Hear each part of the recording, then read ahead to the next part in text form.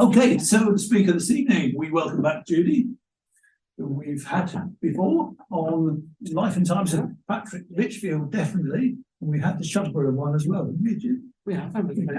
Yes. So a servant's lot. Now we all feel like servants some of the time, don't we? But I'm sure we'll find out that, you know, it was rather harder in those days than it is today. So the floor is yours. Thank you very much. I've already been introduced, so we'll just get on, shall we? Before we do, I have developed another talk, so you know we can keep in touch if you wish. And that is about Bishton Hall. So Shugborough Hall and Bishton Hall are connected historically, quite interestingly as well. And life in the forces in the 1960s, so two more. I've already got the Bishton one up and running, but the life in the forces one is still in the embryonic stages. And it was whilst I was going through things, looking for photographs and such like, that I found something really interesting that I'm going to show you. I've shown one of your members, but let's have a brief look at Victorian life before we look at a day in the life of Sarah the kitchen maid, who I was. I don't mean in a former life, I really was, at Shugborough.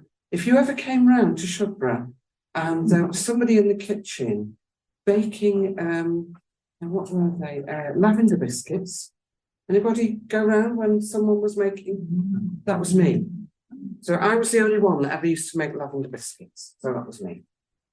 So I've got photographs to prove it in a minute. All right. So Sarah the kitchen maid and Eliza the laundry maid, a day in the life of.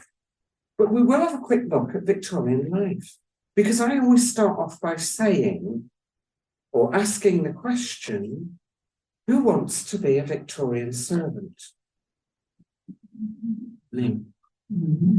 Out of the choices of the other jobs that there were. Now, you didn't expect that, did you, that last little bit? So you might change, no takers as yet, but you might change your mind before the next hour is up. So, looking at gritty Victorian life, I did my art degree about 10 or 12 years ago. I've lost count of the years now. And my work was sort of quite black and white ink work more than colour. So I somehow or another, because of my interest in history as well, got onto these, somebody said, oh Jude, have a look at these etchings, Victorian etchings. And they're really interesting because they are the photographs of that time. They show gritty life in real life, rather than just a commissioned painting of somebody rich. This is real life. So we've got here this poor woman here. I do feel sorry for her. It took me some time to realise what she was doing. And she's begging her husband for money. And he's dropping coins on the floor for her. Who wants to be a Victorian housewife? No. I do feel really sorry for her, because these are her children. It took me ages to work this out. These are her children over here. And the poor little girl here, she's frantic. She's horrified because this old lady has got hold of the baby. She's got hold of there's three of them. There's the little girl, the baby, and the little boy drinking small beer. You wouldn't get that in the pub now, would you? I'm very pleased to say. Small beer. Does everyone know what small beer is? Yeah, it just means basically it's very, very weak. Yeah. But even so, he's still drinking beer in the pub. But that's because the beer was a lot safer than the water, as you as historians, you will know that. And this horrible man here is making this poor lady's plight even worse by poking his walking stick at her, or his crutch at her, and making fun of her as well. So not only is she begging for money from her own husband, but she's being made fun of as well. Not very nice, is it? And what's going on here? Well, these are servants. I spotted them straight away as servants. This young lady is dressed as a housemaid.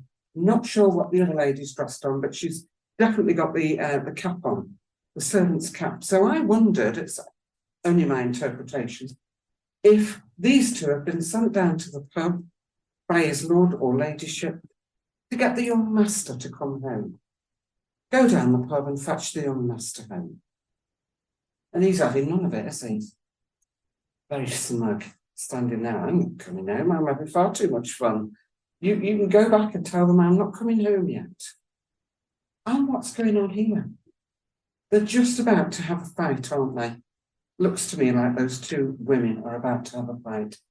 So to me, and this, of course, was a huge part of Victorian life, the drinking culture. Yeah. If you want to become a servant anywhere really, but especially in a big house, you don't go down the pub. Yeah, that'll become apparent later on. Other occupations, you could work in a factory. Yeah, anybody fancy that? No. Of course, again, you guys will all know, this is in a cotton mill, and they will be breathing in the cotton dust, the air would have been thick with it.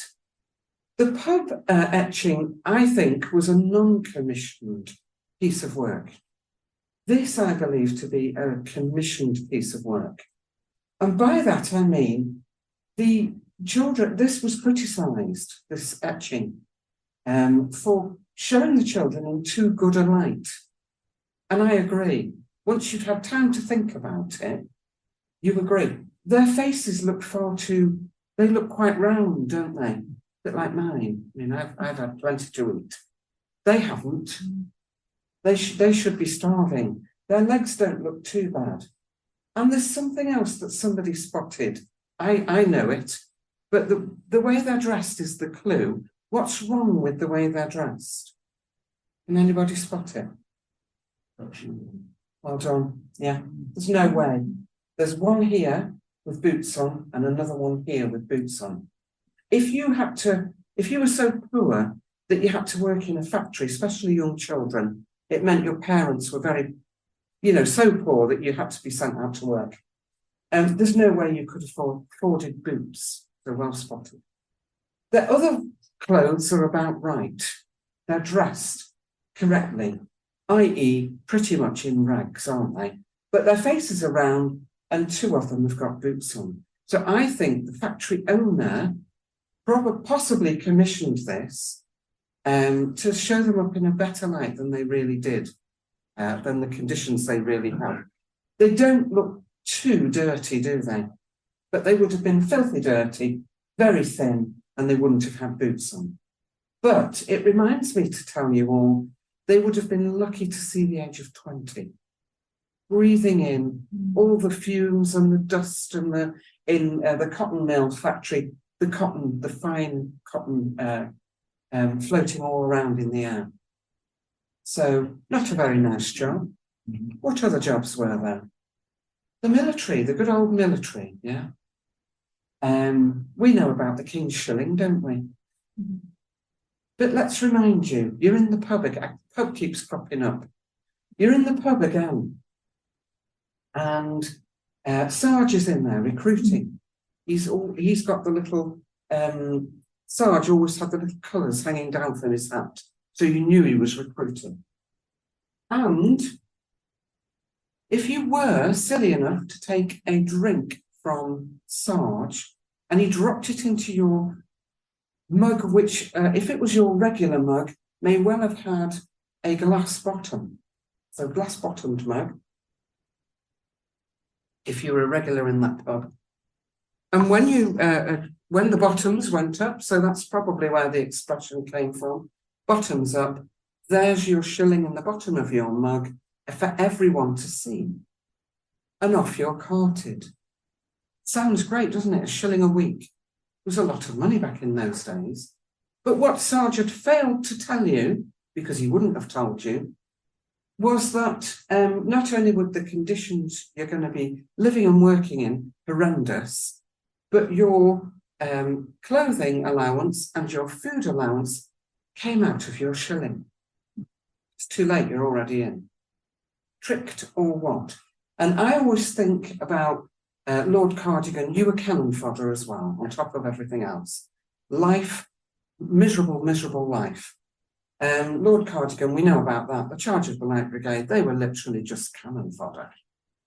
Coal mining, I'm not going to insult you because we're in a coal mining area. We all know what the conditions were like. Chimney sweep. I never really sort of sat down and properly thought about that. Those poor little children going up the chimney, and they'd only be used until they were too big, too tall or whatever to go up the chimney. They wouldn't live very long either because they're breathing in all that, again, the dust from the inside of the chimney, from the coal, which of course isn't only cancerogenic, it gives you minus lung. So not a very nice job at all. Again, you wouldn't see the age of 20, very unlikely. Brickmaker, horrific job, brickmaking, working in horrendous temperatures, and they used to have bad backs from carrying the large hobs on their backs, the bricks in the hobs. Farm labourers might have fared a little better, which the WI were very pleased to hear last week, because a lot of them were farmers, actually, farmers' wives. And they would get fed, possibly or probably, not on every farm. Not every farmer was well known for being generous with the food, but many were, and they knew that their workers needed feeding. So if nothing else, you got milk, eggs, and you got potatoes and other vegetables. So farm labour are a little better, and you had the clean air to work in. That's a big plus. Cotton mill worker, pottery workers, again, horrendous. Not going to go there, we all know about that. I just rather like this painting because when I did my art degree again, I came across this because, again, commissioned work, non-commissioned work. This is a non-commissioned work by a female artist back in the 1800s, quite unusual. That's why I've put it in, because it's quite unusual. And it's called roll call. And this fella here, if he doesn't get up, his friend's trying to persuade him to get up.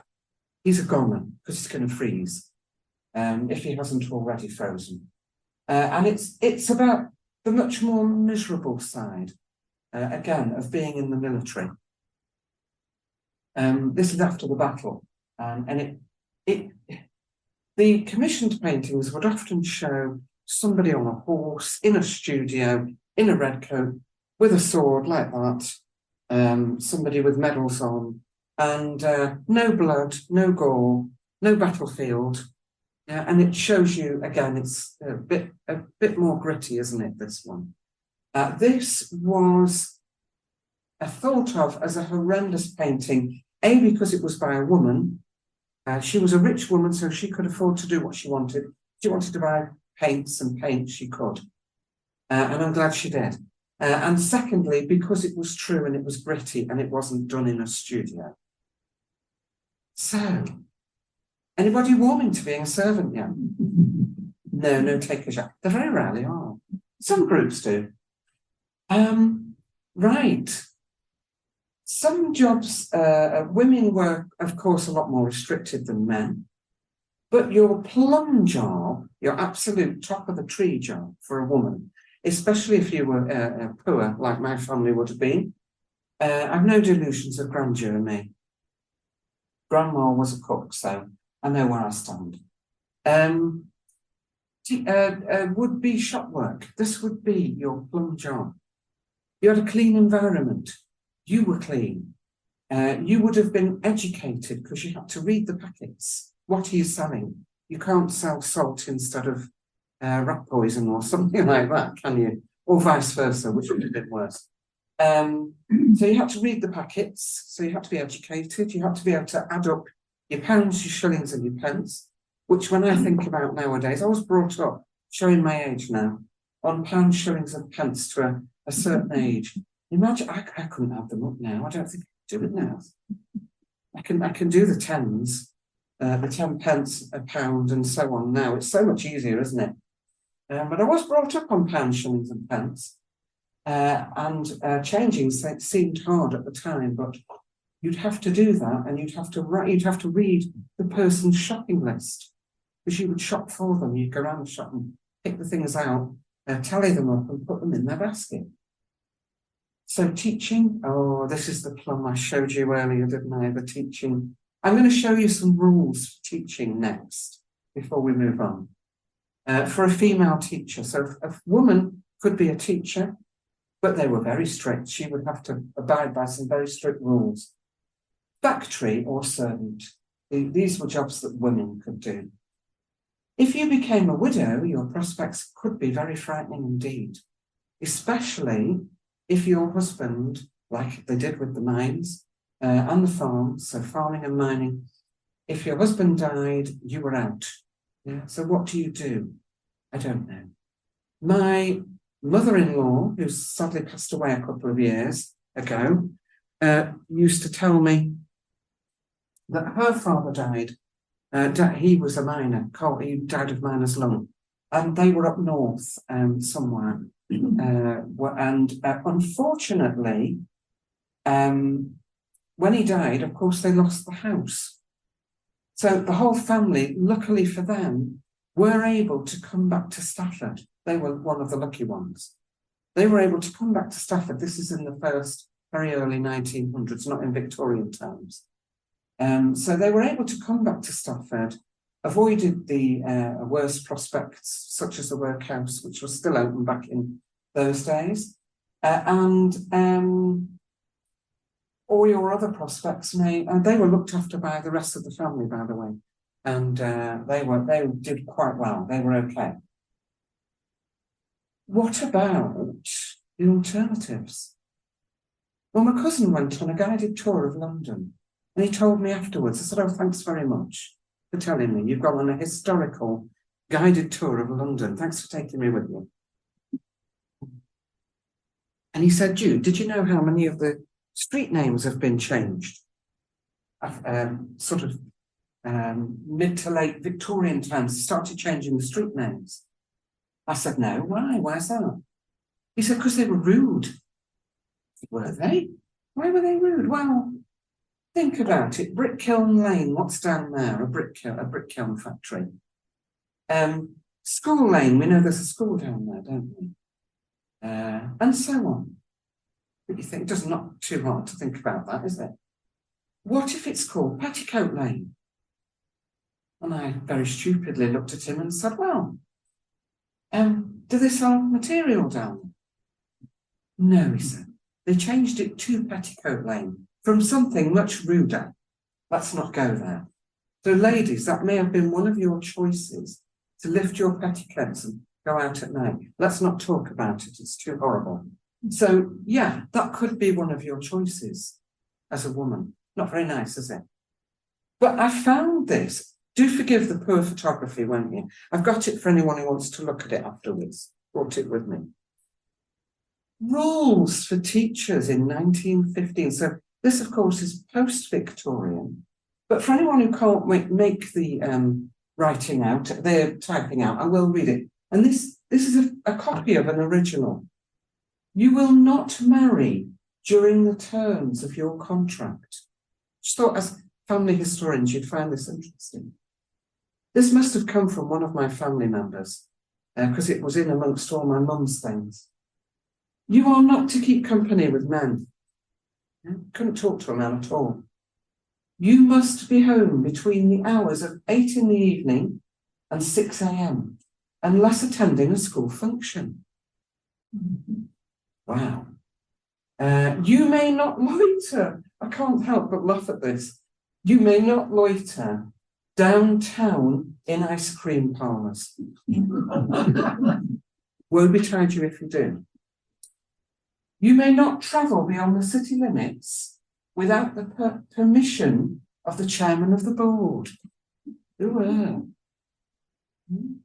may not ride in a carriage or automobile with any man unless they are your father or your brother. You may not smoke cigarettes. Well, I do agree with that one. You may not dress in bright colours. Think about what everyone wears nowadays. You may, under no circumstances, in capital letters, dye your hair. What on earth was wrong with that? What did they think that dyeing your hair was? Oh, I don't know. But it's interesting. You must wear at least 2 petticoats, and your dresses must not be shorter than 2 inches above the ankles. I was reading this out to my sister the day, yesterday it was. She was laughing her head off.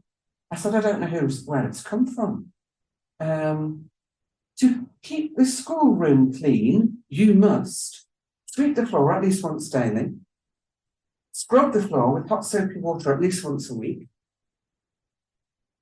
clean the blackboard at least once a day. Well, I would have thought that was obvious, but never mind. Start the fire at 7 a.m. so the room will be warm by 8 a.m.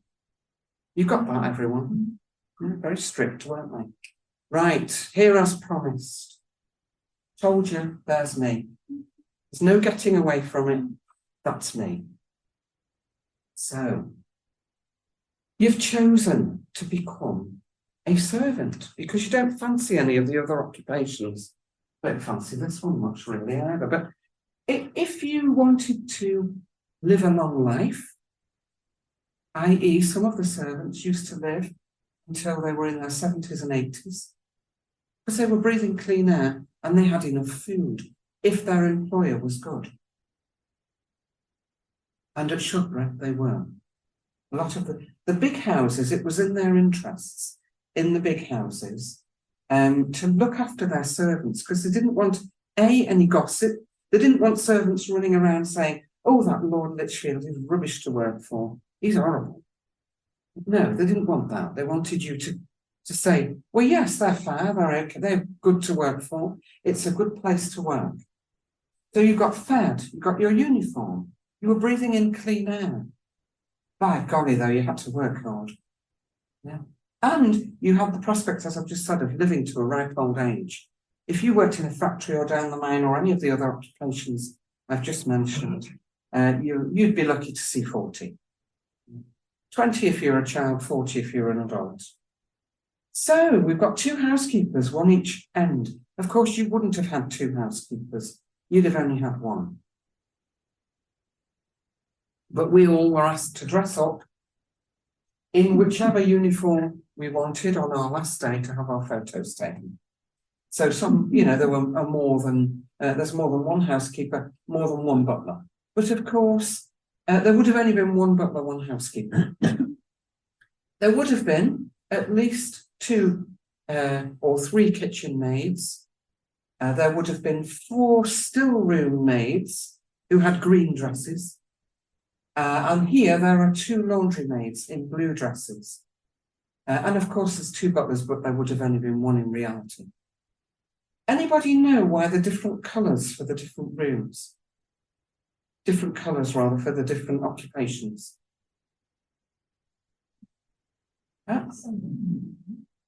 If you were a laundry maid dressed in blue, her ladyship and his lordship, everyone knew where you were supposed to be.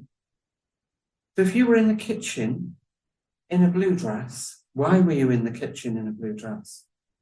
You were supposed to be in the laundry. What were you doing? Loitering, gossiping, whatever. You would be told very curtly to get back to where you're supposed to be.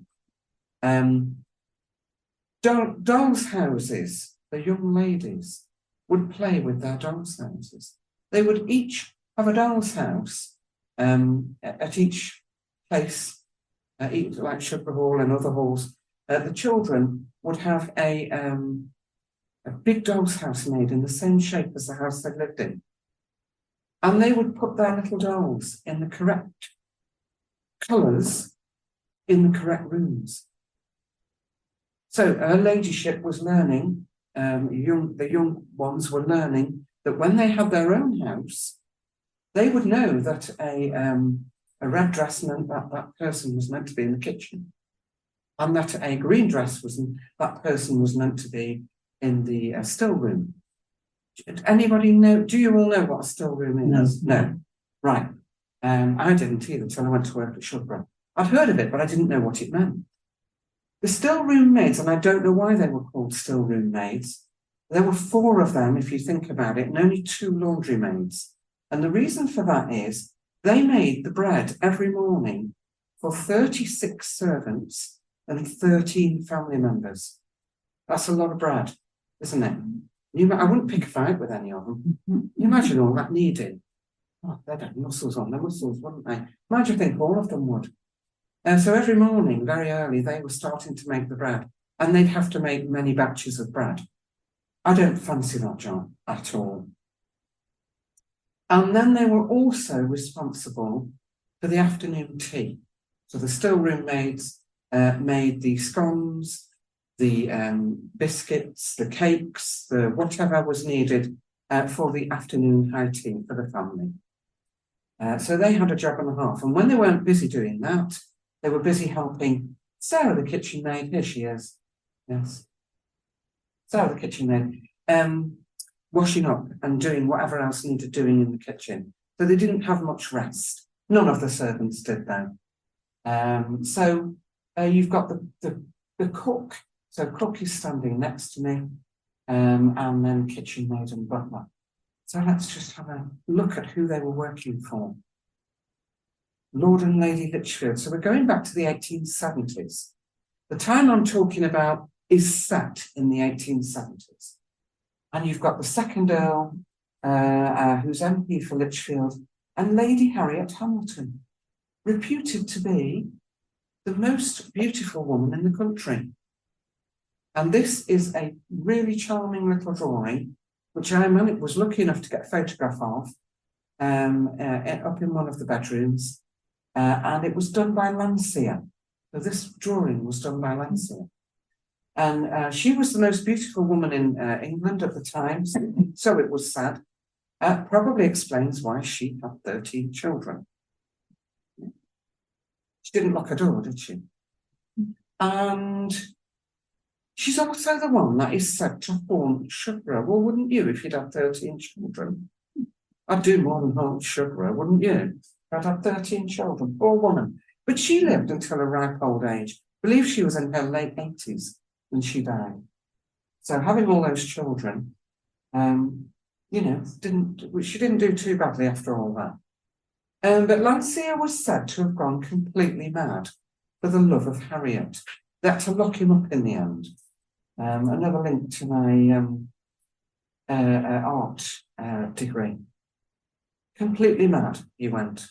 Couldn't marry her because she was married off somebody rich, because artists were thought of as being a bit precarious, weren't they? They didn't have titles usually. So they married her off to the second Earl.